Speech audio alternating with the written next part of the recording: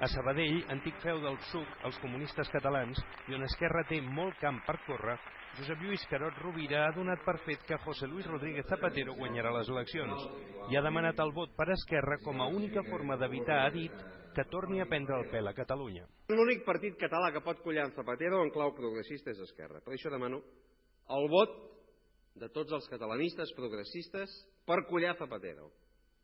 Això vol dir el vot per Esquerra Republicana. Per impedir que Zapatero torni a tenir barra lliure i ens torni a prendre el pèl. Ell o qualsevol dels seus. Abans, al matí, a la Universitat Pompeu Fabra, Joan Puigcercós ha llançat una idea bàsica. Catalunya ha de tenir poder per decidir el seu futur i planificar els pròxims 15 anys.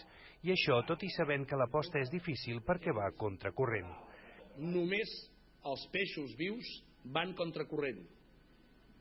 Els peixos morts se'ls endú la corrent. Moltes gràcies, bon dia.